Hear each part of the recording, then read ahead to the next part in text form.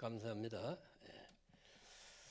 이 사도행전 10장, 이 사도행전 10장은요, 흔히 우리가 이방인의 오순절이라 이렇게 말합니다.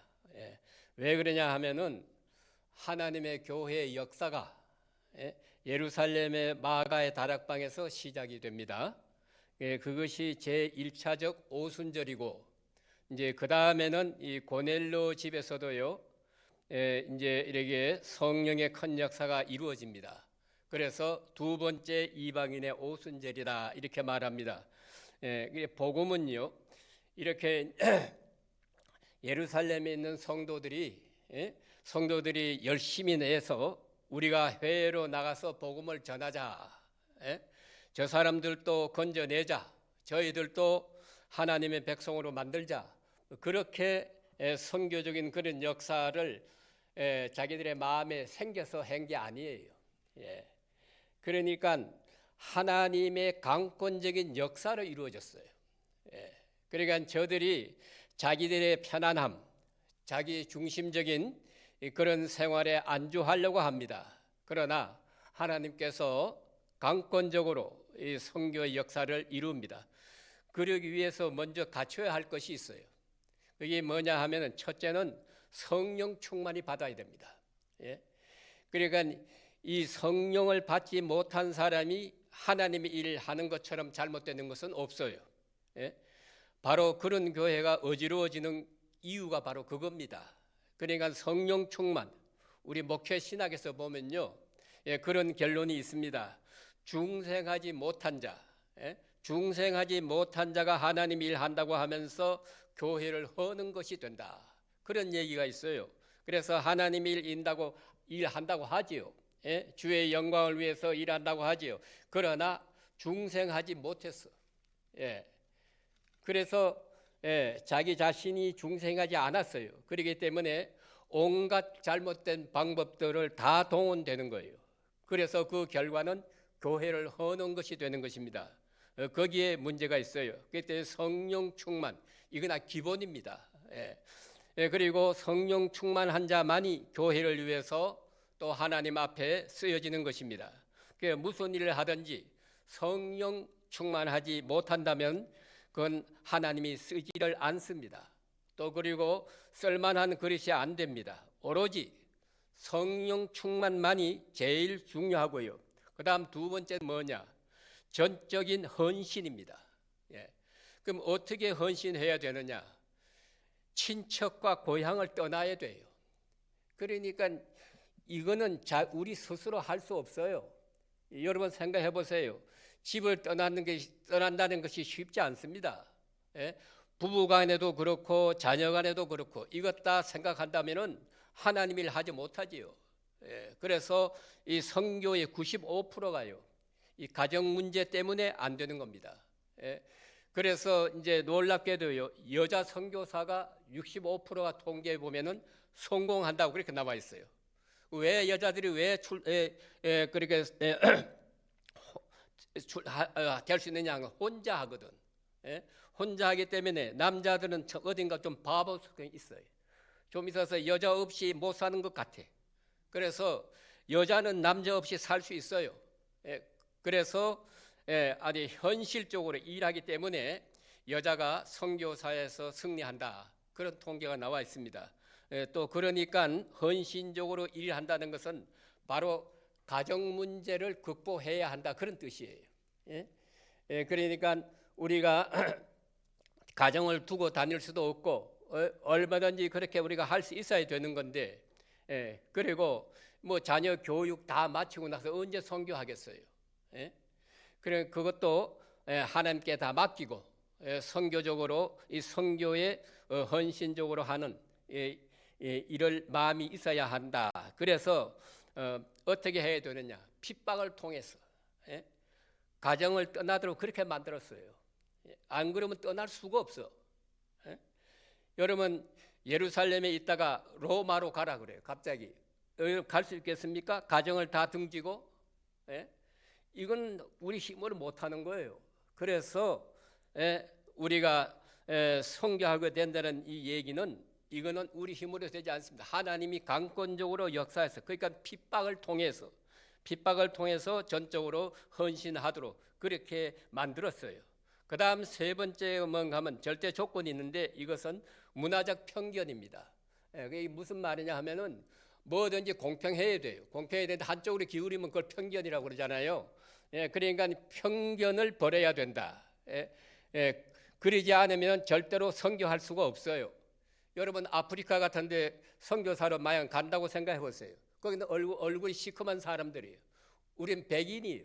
흑인과 백인이 이게 하나 되려면 이게 인간의 힘으로 되는 게 아닙니다. 여러 가지 핍박과 고통을 통해서 그 다음에 서로 만나서 하나가 될 수가 있는 거거든요. 그렇기 때문에 우선 우리 고정관념, 또 우리의 시각, 이 글로 평가해서는 절대 안 됩니다.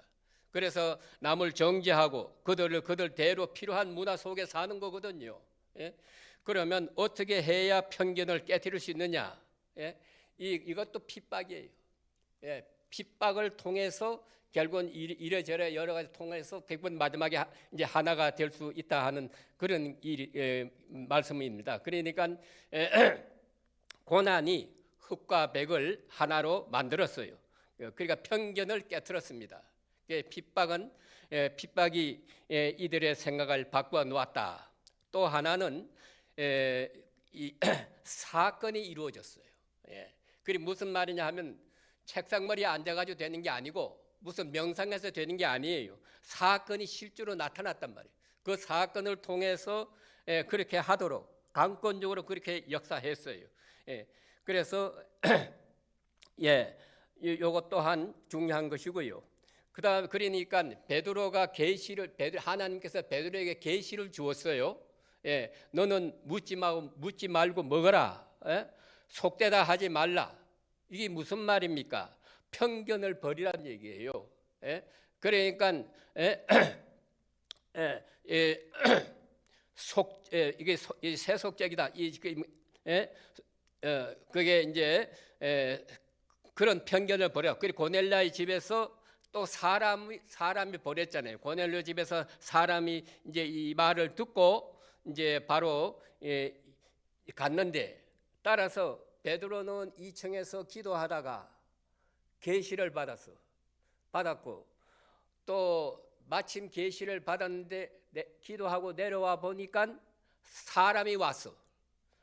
그러니까 이 베드로가 생각할 때 이것이 하나님의 뜻이구나, 이렇게 됐다는 얘기입니다. 그런데 그래 그 집에 그 다음에 이제 또 베드로가 어떻습니까?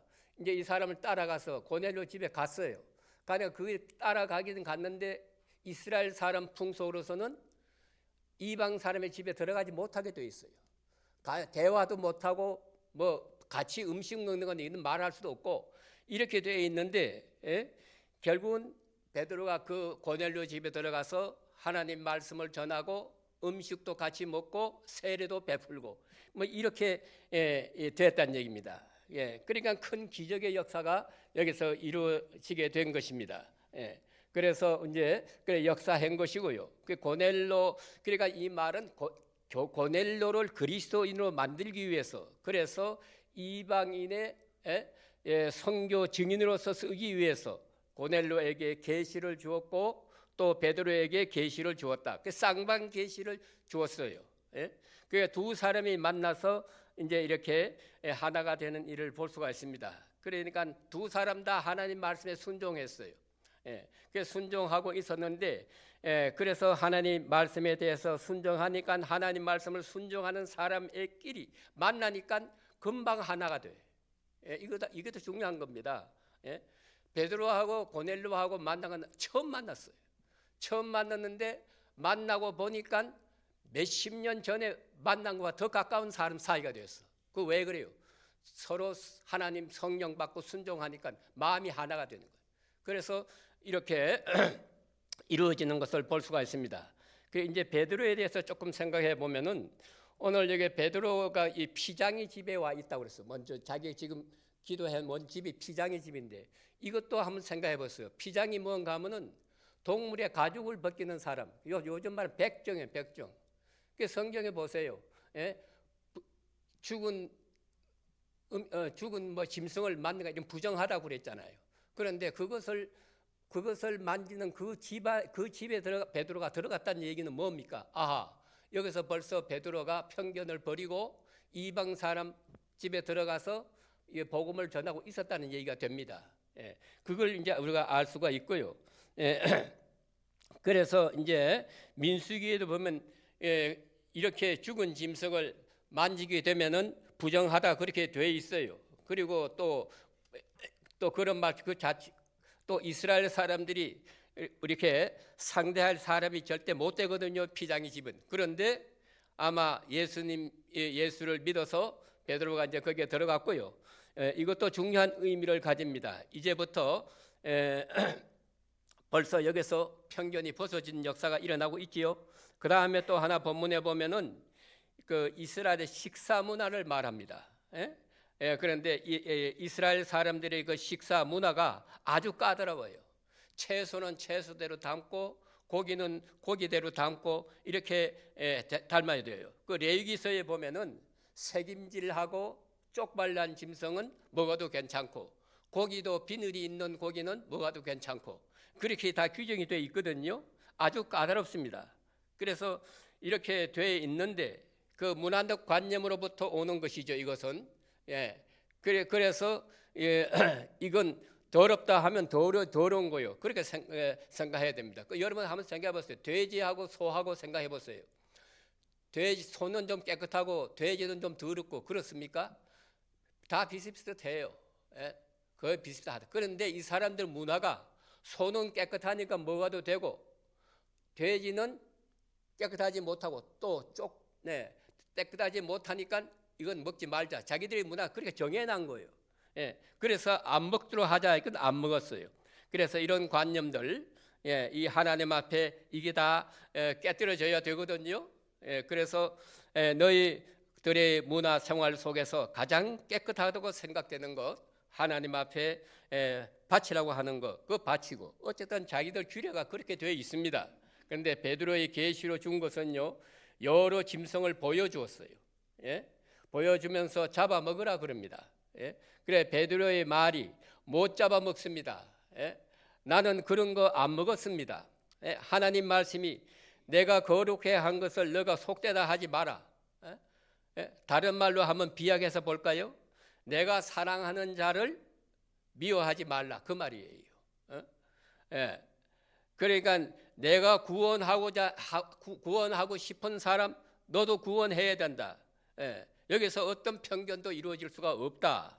잡아먹으라 그랬어요. 그런 얘기입니다. 그러니까 이런 이상한 계시를 지금 베드로가 보았는데 고넬료 집에서 사람이 왔다 그러니까 초대하려고 왔구나. 그래서 우리 주님이 당신을 초대합니다. 이래가지고 바로 이제 그걸로 가게 됐거든요.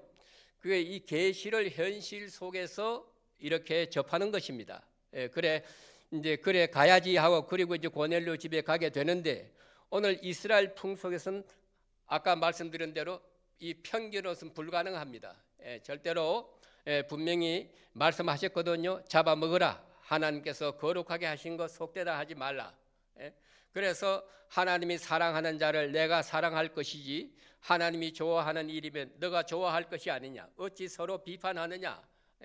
그래서 그건 잘못된 것이다. 이것이 하나님의 뜻이라면은 내 모든 편견을 깨끗이 버리고 그냥 따라가게 됩니다. 그래서 이제 사람들이 자기 편견으로 하나님의 뜻을 우리가 비판하려고 많이 그래요. 그러니까 이미 가진 작은 자기 지식, 하나님의 크신 뜻을 거역하는 겁니다. 거기에 문제가 있는 거예요. 그러니까 베드로가 이것을 안 먹겠다고 하는 건 그것도 성경에 있는 거거든요. 없는 게 아니에요. 그래서 먹지 말라 했거든요. 분명히 레위기서에 말했습니다. 그러나 오늘은 아니에요. 내가 거룩하게 한 것, 내가 속되다 하지 말라. 그런 말씀이지요. 여기서 우리가 하나의 창조적 원리를 생각해야 됩니다. 깨끗한 것은 하나님께서 하신 거예요. 스스로 속된 것은 없습니다. 여러분 로마서 14장 14절에 보면요. 스스로 속된 것은 없다고 그랬어요. 로마서 14장 14절에. 이게 무슨 말이냐? 예? 그러니까 우리가 믿음으로 쫓아 하지 아니한 건 전부 죄악이에요. 예. 오늘도 여러분 믿음으로 이 자리에 나오셔야지 이게 되지. 여기서 인간은 내 힘으로 나왔다면 이거는 노예요. 헛되는 거예요. 모든 것을 믿음으로. 믿음으로 하지 않는 게 다 죄입니다. 그 다음 반대로 믿음으로 하는 것은 다 깨끗해. 다 성결해. 다 거룩해. 그러니까 오늘 여러분들이 이 자리에 믿음으로 나온 거예요. 하나님이 나를 불러서 이 자리에 앉혀놨어. 믿음으로 나오는 거예요. 이게 하나님 앞에 바른 자세고 우리가 이렇게 믿어야 돼요. 이게 중요합니다. 오늘 결론이 바로 그겁니다. 하나님 앞에 우리는 모든 것을 오늘 하루하루 사는 것도 하나님 믿음 안에서 이렇게 살 때 하나님이 그걸 기뻐하셔요. 믿음으로 하는 것 하나님 기뻐하시고 내 힘으로 내 의로 하는 것은 하나님 그건 노예요. 그런 사람 아무리 열심히 해도 그 어느 유튜브를 보니 그런 게 있었대다. 어느 권사님이 평생을 새벽기도 안 빠졌대. 새벽기도 안 빠지고 성경 열심히 보고 기도하고 아주 자기 딸은 최고 열심을 했대. 그런데 어느 날 갑자기 뭐 환상을 봤는데 하나님께서 가보니까 교회 부지런히 섬기는 집 권사님, 목사도 할 거 없어요. 목사도 마찬가지야. 이런 사람이 지옥에 떨어가 있는 걸 보았다는 거예요. 그게 뭘 말하는 겁니까? 믿음으로 안 했어. 그러니까 믿음으로 하는 척 하지만은 속의 심령은 자기 의가 역사하고 있는 거예요. 이거 알아야 돼요. 여기에 착각하는 거예요. 내가 열심히 있고 내가 이마침 하면은 하나님이 나에게 복을 주실 것이다. 이런 생각이 내 마음에 깔려 있다는 얘기예요. 그걸 빨리 다 허접해야 돼요. 그래서 우리가 늘 회개해야 한다는 말이 그 말입니다. 우리 늘 부족하다는 말이 바로 그 말이에요. 믿음으로 안 하는 거예요. 조금만 내 의로 내가 하면 자기 의, 자기 선을 나타내고 이러면 이거 X란 X. 그렇기 때문에 간단합니다. 어정부정해도 어떻게 하든 간에 믿음으로 사는 사람, 그 사람 하나님 인정해줘요. 그 믿음이 천국 가는 거예요. 이걸 여러분 오늘 꼭 명심하시기 바랍니다. 오늘 아주 귀한 복음을 여러분 들었어요. 오늘은 우리가 꼭 모든 매사를 믿음으로 해서 하나님을 기쁘게 하면서 또 우리 자신이 믿음 안에 오늘도 24시간 하루 행동 모든 것을 믿음 안에서 이게 자꾸 계속 연속돼야 돼. 그러면 자연스럽게 내 의는 다 포기하게 돼. 나란 존재는 없어져 버려 마지막에. 그럼 누가 남아? 예수님만 남아. 말씀만 남아. 이렇게 되면 걱정하지 말고 천국 다 갑니다. 이게 중요한 거예요. 절대로 내 공로, 그래 특별히 이렇게 열심 내는 분들 특히 조심해야 돼. 잘못하면 내 속에 다 그런 의가 도사리고 있어요. 그게 천국 가는 걸림돌이 됩니다. 이걸 분명히 아시고 오늘도 겸손히 내 마음을 낮추고 하나님께서 나 같은 인간 구원해 주신 그 은혜 감사하고 모든 것을 하나님의 영광 돌리고 이렇게 믿음으로 사는 저와 여러분 되시기를 주의 이름으로 축원합니다. 기도드리겠습니다. 우리 윤소연 집사님 11조 드렸습니다. 하나님 아버지, 우리가 이 세상 어디서 위로를 받을 수 있으며 그 어디서 소망을 바라볼 수 있습니까? 우리 앞에 있는 일들은 다 우리가 감당하기 어려운 시험들이요. 우리가 듣는 소식은 항상 우리를 불안하게 하고 있습니다. 단장이라도 땅이 꺼지고 땅이 무너질 것 같은 이런 어려운 세상에 살고 있습니다만은 우리가 한밤을 편히 쉬고 주의 품에서 안식하며 오늘 또 새벽 일찍이 주님 앞에 나와 기도하게 하시오니 이 은혜 사랑 진심으로 감사합니다. 우리가 누리고 있는 이 자유와 이 축복이 얼마나 큰 것인가를 우리가 잊지 않게 하시고 우리가 감사와 감격으로 세상을 이기고 어둠을 뚫고 저 빛의 세상을 바라볼 수 있게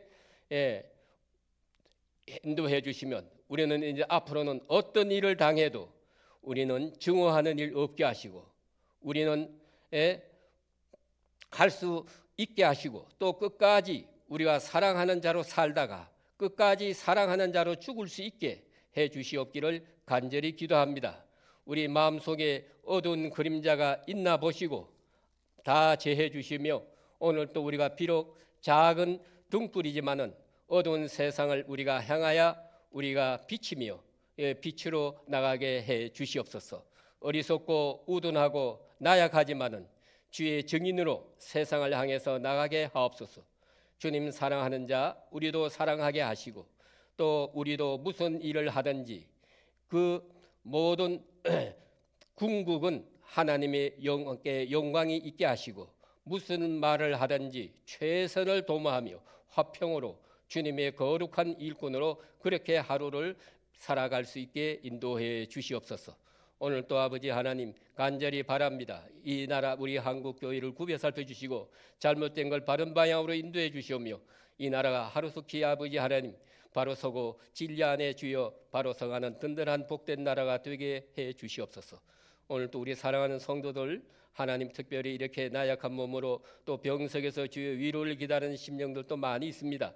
하나님이여 이들 구별 살펴주시고 다시 한번 이런 교회를 통해서 더 주님을 가까이 대면할 수 있는 그런 놀라운 은혜의 역사가 있도록 인도해 주시옵소서. 오늘 또 우리 목사님 하루 일정을 주님께서 주관해 주시고 인도해 주시옵소서. 오늘 하루의 모든 삶을 주님께 부탁하고 예수님의 이름으로 간절히 감사하며 기도합니다. 아멘.